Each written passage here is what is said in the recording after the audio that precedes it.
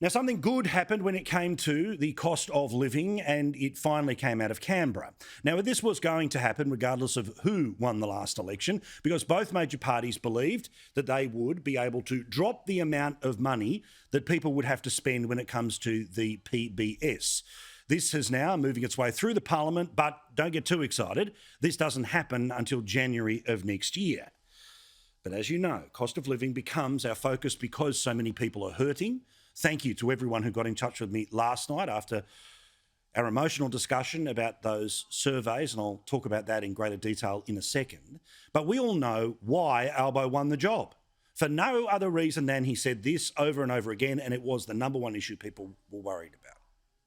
Disappear, but the cost of living. The cost of living. It's a cost of living crisis. Cost of living. Cost of living pressures. We're having a bit of speculation at the moment about cost of living. The cost of living pressure of the cost of living. Address costs of living. Well, we have a 5-point plan to address the cost of living, to deal with cost of living. An impact on cost of living. Dealing with the cost of living, being up with the cost of living. Been very conscious about the issue of cost of living, as you're aware.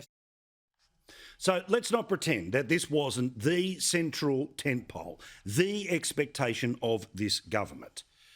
And we have been very hard on them, and rightly so, in their first 100 and a bit days. Where is the action? Where is the urgency? There was urgency when it came to 43% emissions targets for the UN. There was urgency when it came to getting people to sit around the table to give the unions what they want. But where was the urgency on cost of living? Instead, we were told it wouldn't happen now. In fact, it wouldn't happen until October. It's so important that we implement in our October budget responsible cost of living relief. We've also got some other cost of living relief coming, and so we've got a cost of living package which I'll budget for. That will be the task of the budget, to try and provide responsible cost of living relief.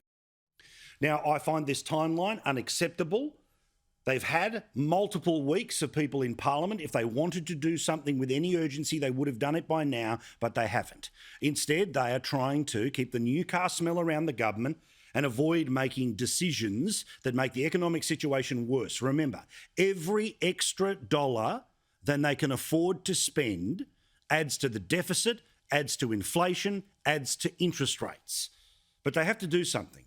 Because as we told you last night, a report of the services that provide help to people on the fringes of our society in the final potential hours of someone's life are saying that cost of living is the number one thing that comes up in a conversation with people when they are on the telephone. As always, I want you to know that we care and thank you for all of those emails. Very personal. A particular shout out to Matt who's watching us. Thank you, mate, for trusting me with your story. And I'm glad that you take something of strength out of what we do here each and every night. It is a tremendous honour and one that I will never take lightly. So the expectation was, again, all wait till October. But guess what happened today? The fundamental pillar for the election of this government got kicked out by this government, despite the fact that every single day, multiple times a day, as you fell asleep, the expectation of this government was to do something about cost of living. Now we're being told, hold your horses, we mightn't be able to do much. Now, we're not naive about the scale of these challenges, and we've approached the Australian people in a spirit of bluntness and frankness and candour in saying a lot of these challenges can't be fixed overnight. There's not a switch that we can flick to make cost of living pressures go away overnight or to make real wages grow again. The problem is that when you point fire, fire, fire, and then the people are asked to ring 000 to get you, the firefighter, to turn up to put out the fire, the expectation is that you're not just going to stand there and watch it. Now, of course, nothing can be solved in 100 days of any government, but priority and urgency was put into signing a piece of paper to the United Nations that will make your energy bills way more expensive. Making sure that unions have more power, that will increase costs on business, which then adds, of course, to inflation and again to interest rates. That's their priorities. That's not spin. That's them deciding what to do first. And now they're pretending, oh, we're broke, there's nothing we could possibly do. So that means they either lied going into the last election or they assumed you were stupid. that you would not remember what they said every single day, that they would not be held to the same standard that they attempted to hold everyone else to, because something's magically different when you're on the centre left.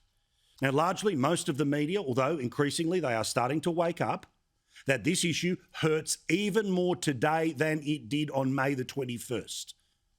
With 88% of Australians concerned about it, 5 interest rate rises and an expectation that there will be more to come.